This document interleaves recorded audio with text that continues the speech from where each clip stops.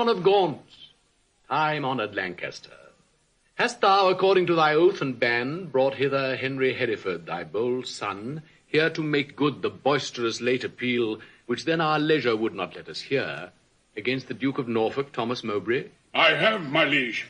Tell me, moreover, hast thou sounded him if he appeal the Duke on ancient malice, or worthily, as a good subject should, on some known ground of treachery in him? As near as I could sift him on that argument, on some apparent danger seen in him, aimed at your highness. No inveterate malice. Then call them to our presence. Face to face and frowning brow to brow, ourself will hear the accuser and the accused freely speak. High-stomached are they both and full of ire, enraged, deaf as the sea, hasty as fire. Many years of happy days befall my gracious sovereign, my most loving liege. Each day still better others' happiness, until the heavens, envying earth's good hap, add an immortal title to your crown. We thank you both. Yet one but flatters us, as well appeareth by the cause you come, namely, to appeal each other of high treason. Cousin of Hereford, what dost thou object against the Duke of Norfolk, Thomas Mowbray? First, heaven be the record to my speech. In the devotion of a subject's love, tendering the precious safety of my prince, and free from other misbegotten hate, come I, appellant to this princely presence. Now, Thomas Mowbray, do I turn to thee, and mark my greeting well. For what I speak, my body shall make good upon this earth, or my divine soul answer it in heaven. Thou art a traitor and a miscreant, too good to be so, and too bad to live. Since the more fair and crystal is the sky, the uglier seem the clouds that in it fly.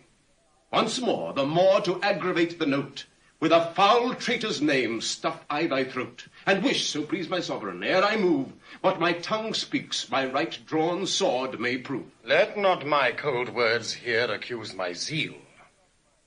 'Tis not the trial of a woman's war, the bitter clamour of two eager tongues can arbitrate this cause betwixt us twain. The blood is hot that must be cooled for this. Yet can I not of such tame patience boast as to be hushed, and naught at all to say.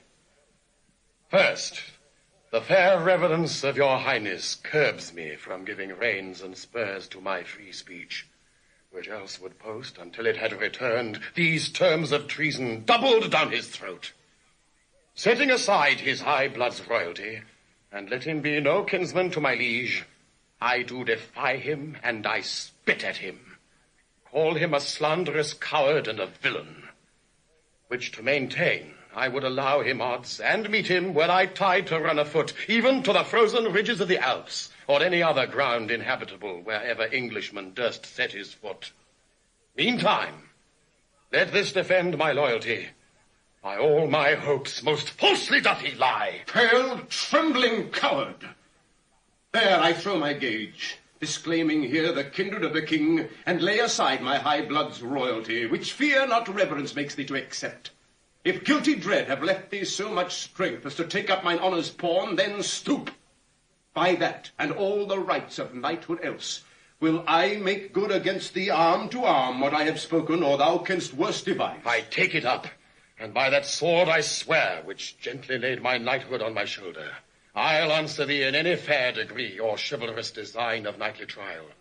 And when I mount, alive may I not light, if I be traitor or unjustly fight. What doth our cousin lay to Mowbray's charge? It must be great that can inherit us so much as of a thought of ill in him. Look, what I said, my life shall prove it true.